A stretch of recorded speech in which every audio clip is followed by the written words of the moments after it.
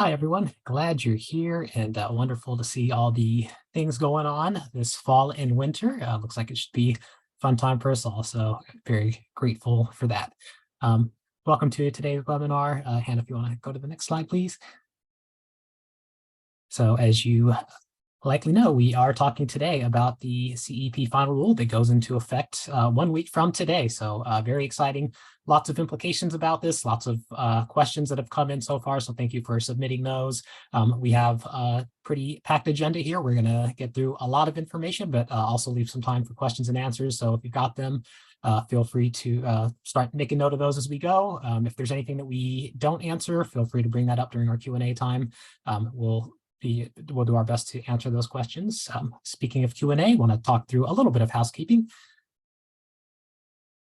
So a few things to know as we get started here. The slide deck will be shared with you along with the recording, so you will have access to this. If you have other colleagues who are unable to join today, or if there's anything you want to go back and see, you will have all that information available to you. If you want to engage with others, please do so. We encourage that. Continuing to see all the great things in the chat here, so keep that up as we go throughout the webinar today. Use the chat box for that. If you have questions directly for the speakers here, make sure you use the Q&A box for that. That will make sure that we see those questions specifically and that we don't lose them in the midst of all the other great conversation that's taking place. And then finally, I want to mention that accessibility and inclusion are things that are very important to us here. So if you need closed captions, click that box. You'll be able to have that available to you as well. So with that, talk real quick through our agenda. As you can see here, lots of things to do. We'll start off with some quick speaker introductions from the No Kid Hungry team that's here today. We'll talk very high level, the crashiest of crash courses with the CEP 101. And then talk through CEP history, which is going to be important to inform the contents of the final rule and how we got to this place, what the implications of the final rule are, and then we'll end the No Kid Hungry part of the conversation with some very exciting news about the implementation that's happening in New York State. And again, as promised, we'll have some time for questions and answers at the end. Next slide. Oh, and one other thing I will say real quick, if you need any support during the time that we're here together, you can also chat directly to Share Our Strength. Our colleague Hannah, who's running things in the background, will be more than happy to assist you. All right, so speaker introductions. We've got a group here from the No Kid Hungry team today. Again, just thank you for being here. My name is Regis Whaley. I am a senior program manager with Share Our Strength. I work in our No Kid Hungry Center for Best Practices. Have the wonderful privilege of working with Carolyn Vega, our Associate Director of Policy Analysis, excellent at that and so many other things, but also here in the Center for Best Practices. And grateful to be joined today by Liz Lucas, Program Manager with Team No Kid Hungry in New York. Next slide. All right, so again, real crash course here in CEP with the CEP 101. Next slide. All right, so high level, what is CEP? So CEP stands for Community Eligibility Provision, and this is a way of streamlining school meal operations by allowing schools or group of schools or an entire district with a minimum percentage of identified students, I'll talk about what that means in a moment, to be able to provide no-cost meals to all students, as well as forego the collection of free and reduced price applications. So I want to just pause here at this very high level about CEP and say that if this sounds like a great thing, that's because it is. This is an opportunity to be able to remove affordability as a barrier to students being able to receive access to the food and the nutrition that they need to be able to get through the school day, to have the foundation for an active and healthy life. So CEP is a good thing. But there are a lot of considerations going into whether or not CEP makes sense to adopt at the school level or group of schools or at the district level. And I want to talk through some of those nuances here a little bit. Next slide. I'm going to focus on these bold terms here, and you can see what I'm talking about there, but starting off with identified students. What does it mean for a student to be identified with respect to CEP? It means that students probably are going to fall into one of two categories. There's this direct certification category, and then this categorical eligibility category. Let me start with direct certification. Direct certification means that a student is identified as participating in one of up to 4 federal means tested programs, depending on which state you're in. So if the student is participating, again, depending on which state you're in, if they're participating in SNAP, the Supplemental Nutrition Assistance Program, which was formerly the Food Stamp Program, TANF, the Temporary Assistance for Needy Families Program, FEDIPR, the Food Distribution Program on Indian Reservations, or in Medicaid. Students that are identified as participating in those programs are directly certified then to receive free or reduced price meals, reduced price only in the case of Medicaid. So know that there's that one bucket of students identified as participating in one of these programs. On the other side of that is categorical eligibility, a student that is identified as having any one of the following statuses: homeless, runaway, migrant, foster youth, or participating in an eligible Head Start program. Those are the 5 statuses that make up the categorical eligibility piece. So when you're talking about the entire body of students who are identified students, it's direct certification plus categorical eligibility. We'll talk about that more on the next slide. Next, looking at no cost meals to all students. Again, this is great. This removes cost as a barrier for students. But that has at least 3 important implications, I think, on the operational side of school meal operations. So first is that, number one, you're not collecting any, if you're working in a school district food service, you're not collecting paid and reduced price meal copays. That probably immediately then begs the question, how on earth is CEP financially viable? We'll talk about that on the next slide. But there's a couple of other important operational pieces here too. Number one is that if there's no money to collect from students, that means there's no unpaid meal debt, right? You're not having to collect money. Nobody owes anything to school food service. So unpaid meal debt is an issue, goes away. The other operational piece here is thinking about just the way that you might have to organize operations within a cafeteria, or how you're operating your lines for being able to let students get their meals and then being able to go and pay for them. If you're not having to figure out what reimbursement status a particular meal has, that simplifies operations. And that's actually within the CEP guidance about really just doing some very simple counting of meals to be able to then claim those meals and get reimbursed for them. A few important operational considerations there with the no cost aspect. Finally, I want to talk about the foregoing of the collection of free and reduced price applications, because under CEP, you cannot collect these applications. That might then beg the question of, well, there's a lot of data or a lot of other programs, a lot of other applications and things that might rely on that free and reduced price data. What do you use? A couple of answers to that, depending on which state you're in. There are some states that utilize what's called an alternative income form, which is a form that, as the name implies, helps determine household income information, but doesn't tie it to the providing free and reduced price meals to students. Not every state uses this, and it might be called something different in your state: household benefit form, economic income form, disadvantaged student form, lots of different names out there. But these are all alternative income forms that are not being used specifically to determine whether or not a student is going to be eligible to receive a meal at a free rate or reduced price rate or anything like that. So wanted to make mention of that here. And then regarding how to then get the data that you might otherwise get from a free and reduced price application, we're going to talk about that on the next slide. Can't hear anything. Let me turn my volume up. Hopefully that'll do the trick here. I'm just seeing a couple comments about volume. Okay. All right, so hopefully we're good there. Thank you. All right, next slide, please. So how does CEP work? We're going to do some math here. Very simple, just some multiplication, but I want to call a few things to your attention as we go through the math. First of all, the percentage of meals reimbursed at the federal free rate. Like, this is like the big number that comes out of the CEP math. And so in thinking about reimbursements, know that there's this layer of it. There's going to be a percentage of meals that get reimbursed at the federal free rate, and the remainder of meals are going to get reimbursed at the federal paid rate. So note in here, there's no reduced price reimbursement tier in here. It's only federal free and federal paid. So how do you figure out that percentage reimbursed at the federal free rate? It's this all-important ISP number, the identified student percentage.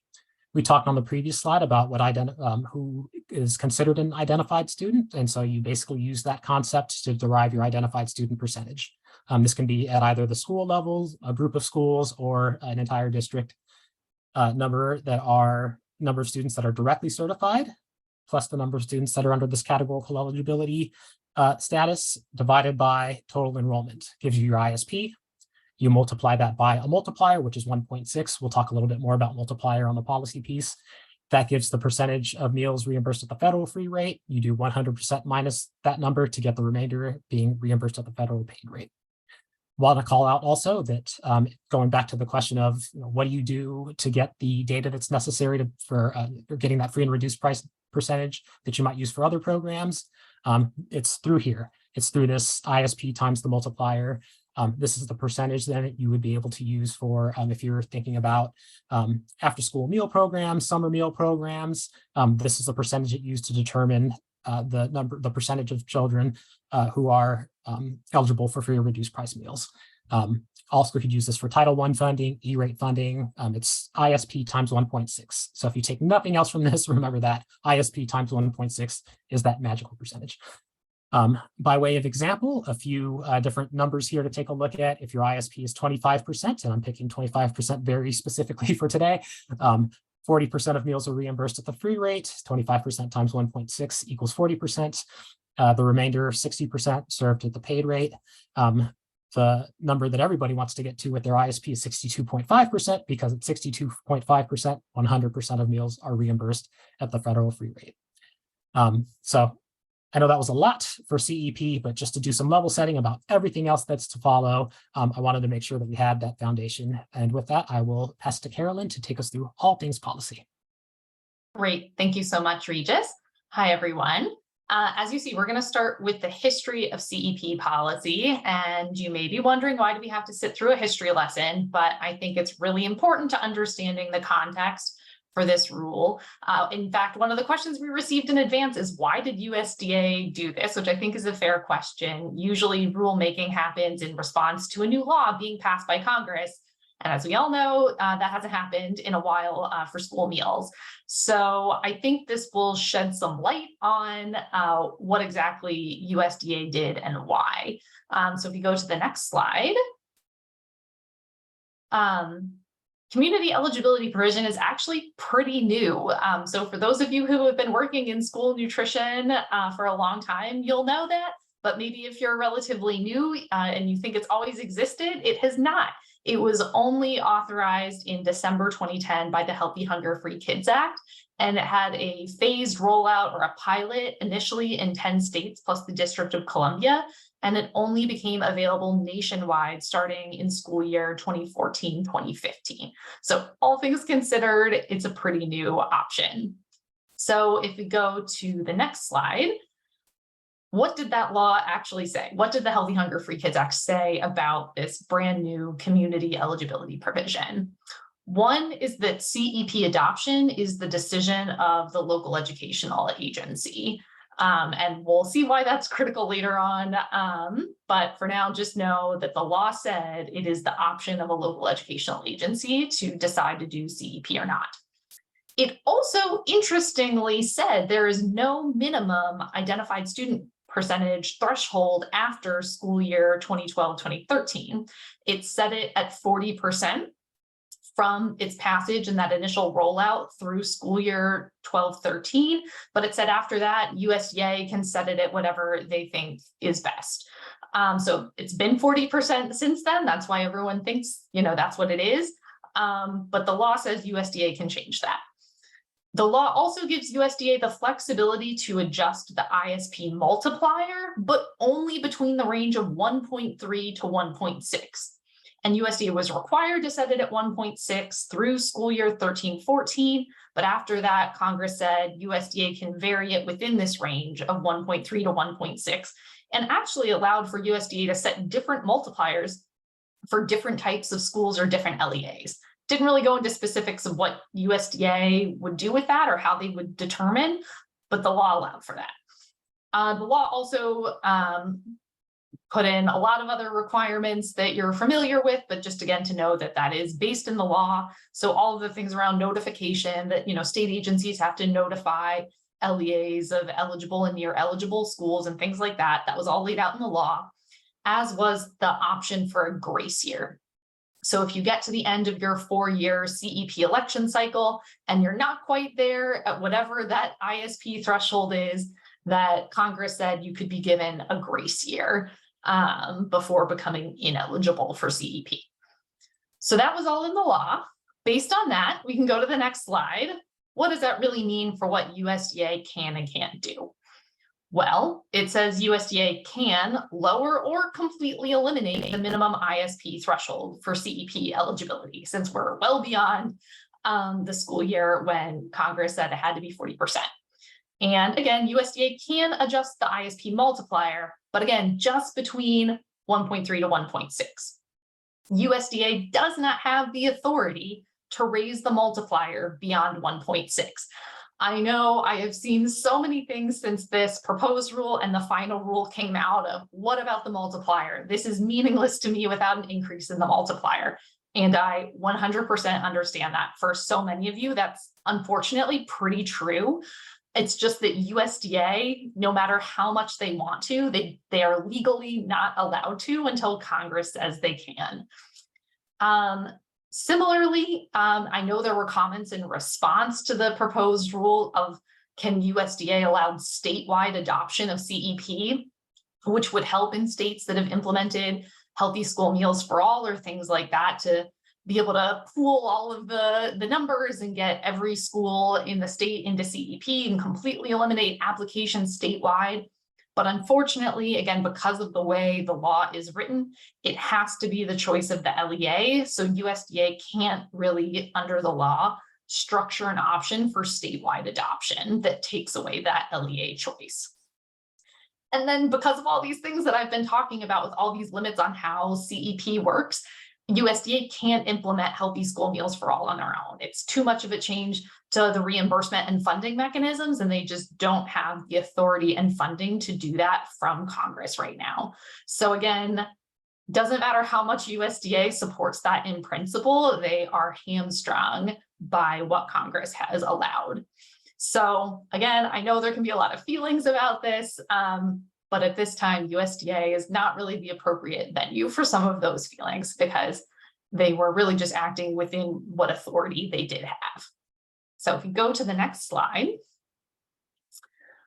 along the lines of history, I want to talk about the timeline of the rulemaking on the ISP threshold. Now, one thing that I didn't put in here that I do think is relevant is that last September, so September of 2022, there was the White House Conference on Hunger, Nutrition, and Health. And as part of that sweeping, whole of government conference on how to better address hunger, nutrition, and health, USDA made a commitment to advance a pathway to school meals for all. And so again, USDA is limited in what they can do without congressional action, but I think that was really the impetus for USDA thinking, what can we do within our authority that would support that? So I think that was kind of the reason behind all of this. But again, it was also limited by what's within the current law because the laws haven't changed on this. So that happened a year ago, September, and then this past March, USDA issued a proposed rule to lower the ISP threshold required for CEP eligibility from 40% to 20%. Then on May 8th, that public comment period closed. So just a quick overview of the rulemaking process. The typical way it works is that an agency puts out a proposal, it's open for public comment. USDA is required to review all of those public comments and take that into account before issuing a final rule. And so USDA took all those 10,000 comments that they received as of May 8th, and they turned around a final rule by September 26th, which is pretty fast. But if you took the time to read the final rule where they gave a summary of all the comments, the vast majority were in support. So I think it was a pretty easy thing in the end to go through all of them because there was such support in that public comment period. And the law, the final rule, goes into effect October 26th. So as Regis said, in just about a week, it takes effect. All right, so that was our history lesson. So let's go into more of the details of what this final rule says. So we can go to the next slide and continue on. All right, this is a complicated table, largely taken from the USDA webpage itself, but a couple of relevant things highlighted here. It's basically, again, previously the threshold for CEP eligibility was 40%. And again, that was whether across the full LEA, if the LEA was adopting district-wide as a single group, for an individual school, if an individual school was adopting CEP, or for any combination or grouping of schools within that LEA. That minimum ISP previously had to be 40%. Now, effective October 26th, it's only 25%. Similarly, then it shifted the grace year eligibility criteria. Previously, to be eligible for a grace year, your ISP had to be between 30 to 40%. Now, to conform with the new minimum threshold, the grace year eligibility threshold is 15 to 25%. And again, conforming, the notification requirements used to be 40% or higher. Now it's 25% or higher. And for the nearly eligible, again, goes from 30 to 40 down to 15 to 25. And go to the next slide, please. So what is not in this final rule? Again, no change in the multiplier. The multiplier remains 1.6 for all LEAs, individual schools, or school groupings that adopt CEP, because again, USDA did not have the authority to raise it beyond 1.6. There is also in the final rule no change in the CEP election deadline. That remains June 1st, as always. However, USDA encouraged states to submit a waiver request from the usual CEP election deadline to allow for a mid-year CEP election this year. So again, the final rule doesn't change that blanket across the country, but USDA explicitly stated states you should consider submitting a waiver request to potentially allow for that. Otherwise, without a waiver, although the rule takes effect next week, you wouldn't be able to elect CEP until June for school year 24-25. Next slide, please. All right, so what should I do next with all of this information? Let's go to the next slide and start working through it. So I just want to acknowledge, as I think I've already alluded to, this does have a very different impact depending on your situation.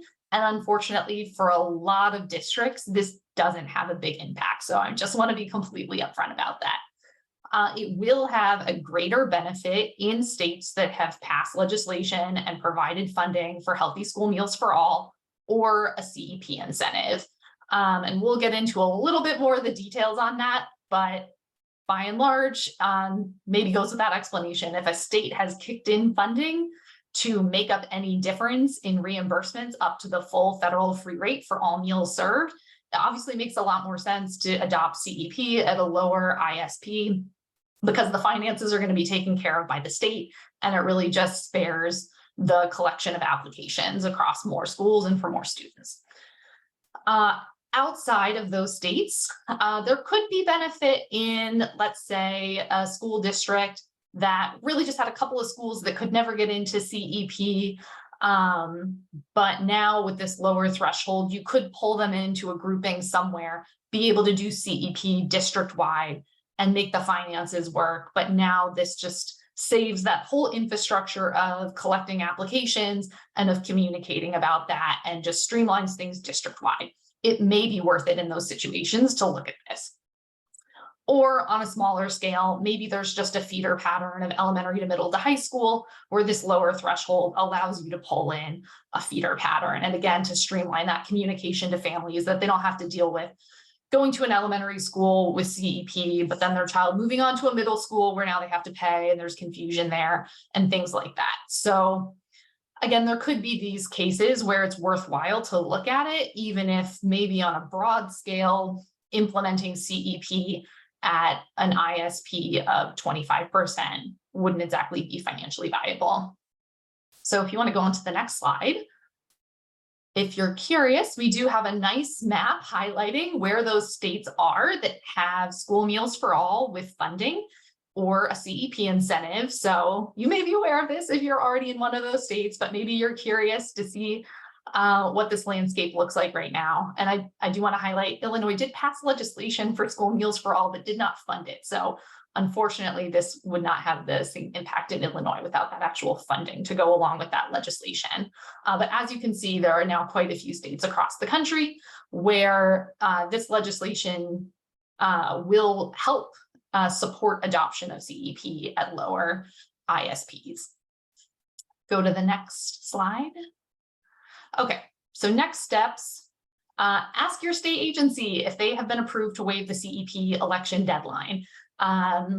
We know several states have put in that request, so work with your state agency to find that out. States are encouraged to submit that waiver request if there are schools interested, so that can just help you to know what your options are and what the universe of possibilities. Run the numbers. This is key.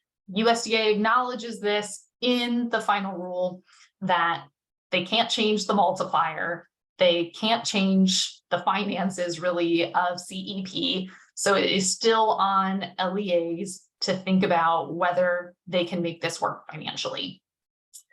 You may have, again, school meals for all or CEP incentive funding from your state that fills that difference, makes it financially viable. Maybe you have local funds or something like that that can work. Maybe in just running the numbers again, bringing in 1 or 2 extra schools, you're going to save that full infrastructure of processing applications, and you can cover the cost just through your overall budget. But running the numbers is really, really critical because, again, there's no extra money from USDA to make this work. And yeah, then consider what the approvals would be necessary to opt in or expand how many schools are adopting CEP. This school year, if possible, if your state has that waiver for the deadline, or next year. And so again, that may involve a budget discussion and other approval from like a school board or something like that. So obviously just making sure you know what all of those decision points are to make sure you have all those I's dotted and T's crossed in order to elect or expand next year. And you can look into maximizing participation to draw in revenue. So this is kind of part of running the numbers, but if you consider implementing breakfast after the bell alongside CEP, that can really maximize the benefits of CEP and maximize participation to help the finances work, that maybe you're not pulling in quite as much free reimbursement as you were before, but the higher level of participation helps to offset that, and you're still drawing in as much revenue as you need to make that work. So there are things like that to consider as part of running the numbers. And then on the next slide, I have another specific consideration on running the numbers. Great. Okay, so there are 2 different higher rates that schools can be eligible for that are affected by CEP adoption potentially. So the first I'm going to talk about is the 2-cent differential lunch payment. And that is an extra 2 cents per lunch that is for school food authorities in which 60% or more of lunches served in the second preceding year were free or reduced price. So if LEA or SFA adopts CEP district-wide as a single group, you would need to have an ISP of at least 37.5% in order to qualify. If you have partial CEP adoption in the district, or if you adopt CEP district-wide but with multiple groupings, then you would calculate as usual in that, you would take your claiming percentage for a school grouping multiplied by the number of lunches served within that grouping, add it to the next, the other school that doesn't do CEP, how many free and reduced price lunches they served, et cetera, add all of that up, find out if it's at least 60% of all lunches served. So this is fairly likely to be affected by widespread CEP adoption at lower ISPs. So this may be something to think about, again, if you're in a state with school meals for all legislation or a CEP incentive that broadly makes it a no-brainer to implement CEP at lower ISPs. But this may be something that you unexpectedly, lose out on 2 school years from now after implementing, because now you're serving more meals that don't qualify technically as free or reduced price reimbursement. It's possible that you could avoid that through really strategic grouping, which can always talk more about if you want to talk about the specifics in your district and how that might work. But just a general shout out for grouping can really make a huge difference in maximizing your general revenue through CEP, and then can also play out for things like this as well. And even in states that have adopted healthy school meals for all legislation, there's often a requirement to try to maximize your federal revenue. So they would still want you to do grouping and things like that would draw in as much federal revenue as possible to just make it more affordable for the state to continue offering this benefit in the future. So the other special payment that I'm going to talk about is the severe need breakfast reimbursement rate. So this is a higher rate per breakfast served for schools, individual schools, in which 40% or more of lunches served in the second preceding year were free or reduced price. So this is confusing because it's a payment for breakfast that's based on lunches served. And unlike the 2-cent differential that's pooled across an entire district and applied for all lunches served in an entire district, the severe need breakfast is just at the individual school level. And in this case, for individual schools that have elected CEP, then you're just looking at their ISP, and it would be an individual school ISP of 25% or higher would still be eligible for that severe need breakfast reimbursement rate. Now, 25% is now the minimum ISP threshold for adopting CEP. However, because you could pull in a school with an individual ISP lower than 25% into a group, you could have some individual schools with an ISP below 25% that you would now have doing CEP that may lose out on a severe need breakfast rate if, say, their ISP wasn't well reflective of the student population, and if the school had been collecting applications, they would have ended up with more students qualified for free or reduced price meals. Or if, say, there was always a disproportionate participation among free and reduced price eligible students, then you might see a school that previously qualified for severe need breakfast not qualifying now. Again, pretty fringe circumstances that you're looking at a school with an ISP below 25% that had previously qualified for severe need now being pulled into CEP through grouping that now no longer qualifies. But wanted to mention it because it is out there. All this to say, running the numbers can be pretty complicated, but again, critically important to do because there's no additional federal reimbursement for supporting CEP at lower ISPs. Okay, next slide. On to Liz. So I'm so excited to hear how this is all working in New York, and I will be available for questions. Thank you. Thanks, Carolyn. I'm thrilled to be here to discuss the exciting work happening with CEP adoption in New York, as well as the implications of the CEP rule change across the state. Next slide, please. Before we dive into a discussion on CEP, I thought I'd provide a brief overview of our diverse state. There are more than 700 school districts in New York, including over 4,000 public schools and 355 charter schools.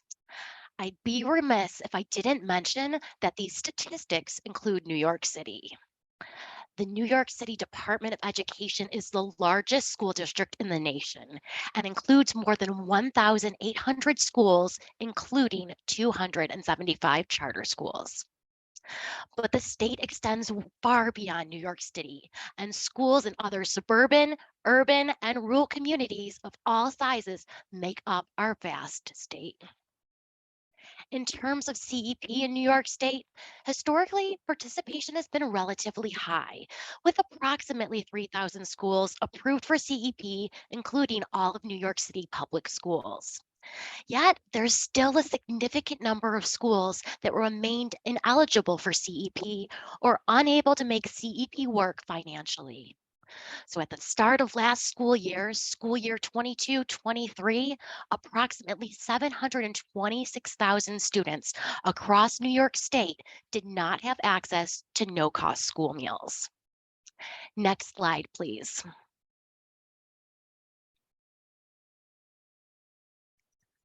With 1 in 6 children in New York State facing food insecurity, schools, community-based organizations, associations, and other advocates recognize the need for change and continue to advocate for policies that would expand access to no-cost meals with an emphasis on CEP expansion, CEP incentives. In 2022, those efforts led to the creation of a statewide coalition, the Healthy School Meals for All Kids in New York Coalition, including No Kid Hungry, which helped to lead the charge to push for an expansion of no-cost school meals statewide. After a lengthy budget season, New York State Governor Hochul announced in May 2023 that the New York State budget would include a historic investment in school meals. An additional 134.6 million to expand access to no-cost school meals through a new CEP state subsidy. Beginning in school year 23-24, this additional state funding would be provided so that all CEP meals were reimbursed at the free rate. Schools that receive federal paid reimbursement for a portion of CEP meals claimed would receive additional state reimbursement for those meals to equal the free reimbursement rate. To receive the CEP state subsidy, schools eligible for CEP were required to apply and be approved to participate in CEP. Next slide, please. This was an absolutely tremendous opportunity for schools to expand access to no-cost meals in their communities, and an opportunity that our state agency child nutrition team was eager to maximize. A waiver was submitted by the New York State Education Department, or NYSED, to extend the deadline to elect CEP, and it was approved by USDA. Schools eligible for but not participating in CEP had until August 31st to submit their application. So schools had the summer to consider, apply for, and plan to implement CEP, a huge undertaking, but one with incredible return and tremendous impact. Our team at No Kid Hungry New York joined forces with our partners at Hunger Solutions New York to elevate this historic opportunity, amplify NYSED's message, and provide one-on-one technical assistance to schools potentially eligible for CEP. For months, our No Kid Hungry team, along with our Hunger Solution New York team, sent customized emails to school nutrition directors, school business officers, and superintendents, stating that this was a no-risk, high-return opportunity to bring no-cost school meals to their eligible buildings. Our partnership created a CEP newsletter to schools potentially eligible for CEP, sending 5 e-blasts throughout the summer with resources, webinar links, and action steps to assist those with the application and implementation process.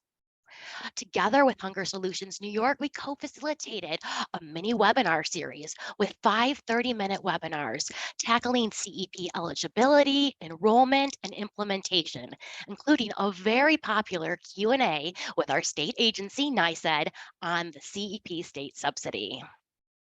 The months of outreach and dialogue paid off. By the August 31st deadline, more than 550 new schools and over 160 school districts elected and approved CEP for this school year 23-24. Next slide, please. Our work, of course, in New York is not done.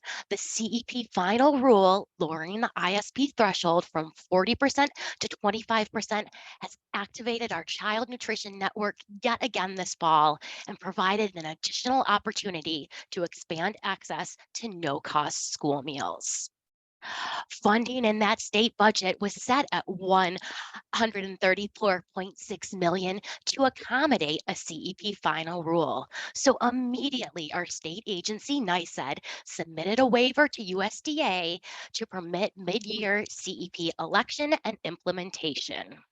USDA approved the waiver, and NICED is now currently accepting applications until December 15th. The impact of the CEP final rule is significant. With that ISP threshold lowered to 25%, an additional 700 more schools in New York are potentially eligible for CEP and the CEP state subsidy. This is a tremendous win for New York State kids and families. An estimated 84% of New York students enrolled in National School Lunch and National School Breakfast School could have access to no-cost school meals as a result. Just thrilled to be able to showcase the work that's going on in New York. And now I'll hand it over to Regis and Carolyn for our Q&A portion. Awesome. Thank you so much, Liz. Thanks, Carolyn, for all that information. I know that was a lot, everybody, but we also know that there are a lot of questions out there. We've been going through the Q&A, going through the chat, trying to get to everything. So hopefully we've gotten there. I'll start with what's in the Q&A, and then feel free to continue to add questions there.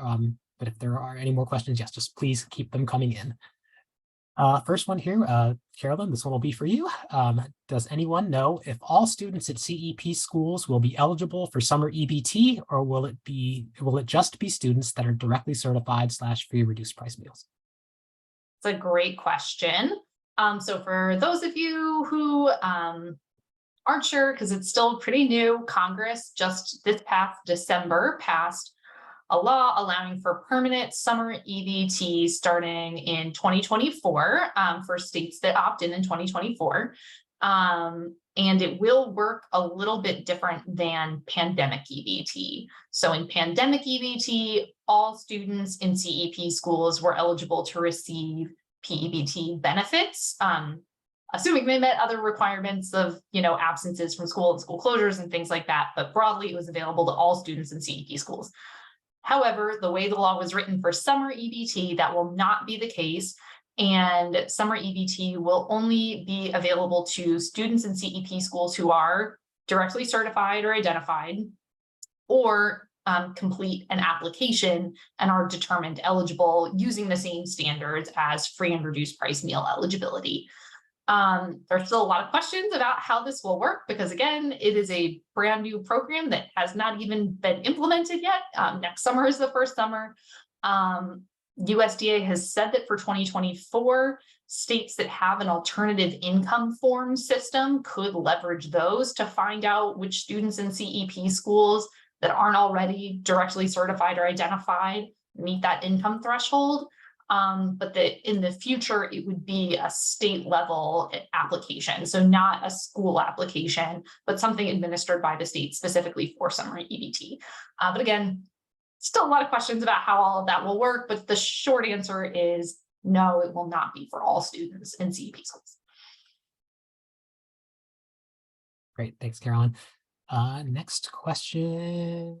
Oh, I'm going to take this one. Are there impacts to how sites qualify for free reduced meals under the Summer Food Service Program, SFSP? I think if you're thinking about like site and area eligibility, again, going back to the CEP math of ISP times 1.6, that's what's going to establish the eligibility there. So thinking about the fact that with the, so actually let me back up a little bit, talk about current state and then future state of CEP, thinking about the fact that the ISP right now, the minimum threshold is 40%. That times 1.6 is 64%, which is of course above the 50% threshold required for site and area eligibility under SFSP. That is something that I think, going back to Carolyn's point, that I think she reiterated a lot of times about running the numbers. This is another very important consideration for running your numbers.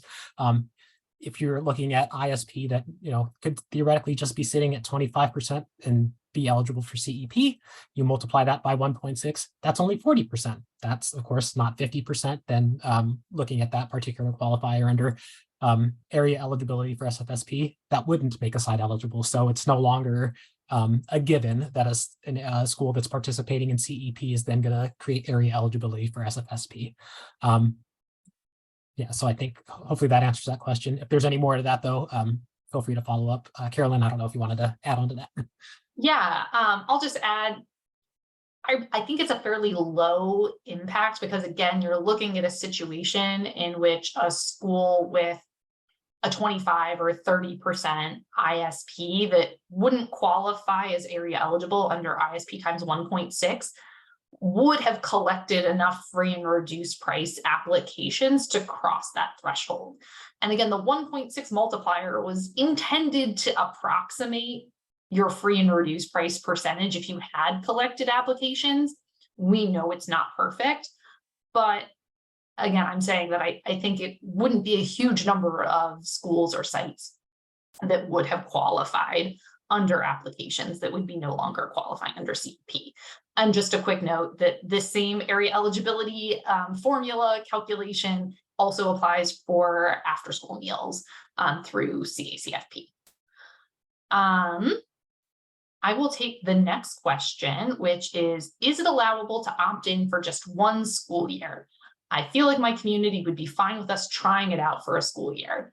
Yes. Although it is a 4-year cycle that you can lock in your ISP and claiming percentage for a 4-year cycle, there is no obligation to continue for the full cycle. You can just do 1 year if that's what you want to do. And if after that year, you decide that it did not make sense financially, or you want to maybe shift around your grouping or things like that, you are within your rights to do that. And similarly, if your ISP raises, you can recalculate and you don't have to go with that just locked in rate for all 4 years of a cycle. But if your ISP lowers, you can lock in that rate. Awesome. All right. Thanks, Carolyn. Next one. Oh, and sorry, I just saw your message there. Yeah, so I think we could kind of both answer this. There might be some things we both have to contribute. If you are not using PIN numbers and just bulk entry with district-wide CEP, how can you know who is eating free reduced paid students under CEP? Doesn't really matter. You can actually just count students. There's some guidance even about just a very simple, just using just a clicker to count students as they go through the line, because your reimbursement is no longer tied specifically to that free reduced paid status. Carolyn, I'll look to you again if there's any other context to add there. Yeah, so the only thing I'll add is when I was talking about that calculation for eligibility for the 2-cent differential payment or the severe need breakfast payment, and that those are based on free and reduced price meals served. But again, you're going to calculate that based on your claiming percentage. So your ISP times 1.6 multiplied by your number of meals served in order to figure that out. So again, it doesn't matter. You're going to figure it out based on your ISP and your claiming percentage without needing to track it student by student. But again, that can shift the dynamics a little bit because you're going to be tied in to your claiming percentage without regard for the individual students that participate. So if you had a higher participation rate among free and reduced eligible students before, that may throw off the calculations a little bit, but probably not a huge situation. Awesome. Thanks, Carolyn. This one, we could probably have on time talking about this, but there's, I think, some policy background to this one. Will the 1.6 multiplier ever be lowered? I think increased is what you're looking for here, Lucy, to help districts qualify for 100% free meals. Yeah, that's a fun policy conversation. I'll turn it to Carolyn. I feel like I probably need to pull in my government relations colleagues to answer this one. We certainly have hope. We definitely support an increase in the multiplier as has been previously proposed. through some, past like COVID relief packages and things like that. But just those never got over the finish line. So likely looking at a CNR attempt. Who knows when that may happen? If you've been paying attention to the news, Congress is not very functional these days. So it's hard to say when they might ever get their act together to pass CNR or a related bill. So I know that's not very hopeful, at least in the short term, but hold out the hope for the long term. And we can keep working at the state level in the meantime and doing our best with CEP the way we have it now. Yeah, thanks, Carolyn. And I can say working on the government relations side out here in Southern Nevada in the past, yeah, certainly tried to get that 1.6 multiplier raised numerous times, just has not panned out. Next question here from Nancy. How much is the reimbursement for each student under the CEP compared to the free reduced rates? I can take that one. It's the same reimbursement rate for the free rates. Reduced rate does not appear in CEP anywhere. It's either federal reimbursement at the free rate, that ISP times 1.6, that's the percentage of meals served that would get reimbursed at the free rate. Everything else gets reimbursed at the paid rate. Question here from Vicky. Do any of you know any school that is right at 40% that have been doing CEP successfully? And if so, please share their contact information with us. It's a good question there. I don't know a specific school. I would say a couple of things in response to that, or maybe a couple. I don't know. We'll see where this goes. The first one I'll say, though, is that keeping in mind that schools and entire districts can be grouped together, there are certainly schools that are either at 40% or below 40% that are a part of the CEP group that are making this work. So I would say, number one, like that's one thing to look at is what the options are for grouping. We have some resources that will go out as a part of the webinar slides here that you can go to, but we do have a CEP calculator that can help you do some of that grouping and certainly can pull in schools that are below 40%, or as we're talking about now with the rule change, that 25% that can, that once you do the grouping, like can make CEP financially viable. So I would say that. Number two, I would say that sure, actually, I know for sure in doing some of the work with New York that, yeah, there are schools that, again, falling under that grouping that is financially viable. So kind of a yes and no answer, depending on your exact situation.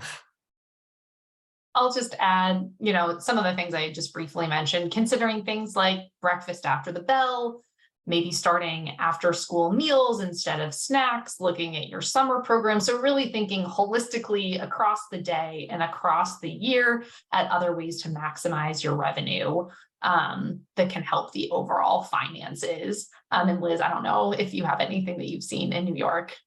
Probably not going to share some email addresses right here on a webinar, but any tips you've seen.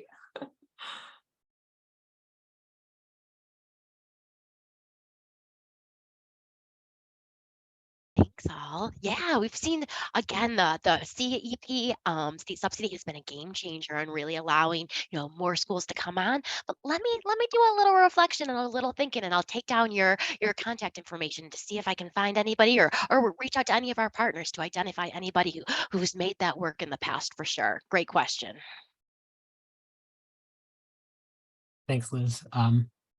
So I'm going to go to another question here, and then I do want to come back to a comment that was made that I think is important to consider. So next question, I'm assuming this one is for Liz. When will we know how long the state subsidy will last? Probably a pretty loaded question, but I'll turn to you. So it was set in the state budget. That has historically been the way that some, state funding for school meals has occurred. It is something that we anticipate will continue on year and year again. That will continue to be included in the state budget. So all hopes and thoughts and kind of previews that we've heard from partners is that this will continue to be offered year after year. And I'll just add, because we don't know exactly what state you're from, Katie, although you're welcome to add that in the chat or Q&A if you'd like. I know a lot of the states that have passed school meals for all legislation have tried to kind of enshrine it in law, not just in budget, to give it some more continuity and permanence, because we know that continuity is so important for planning and budgeting and for families to just know that they can depend on it year after year.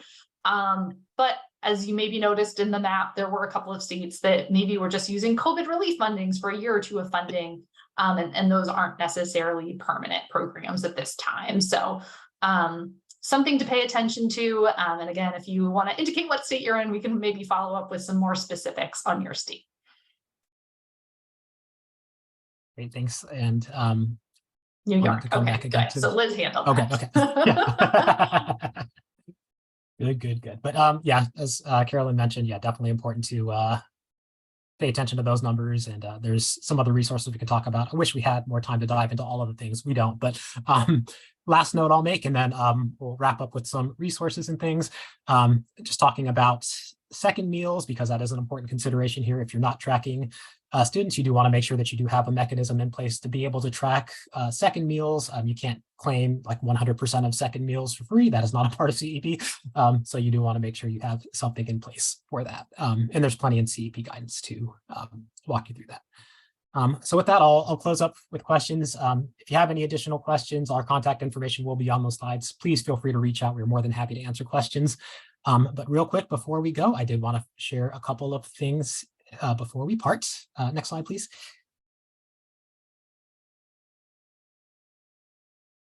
So first of all, definitely stay in touch.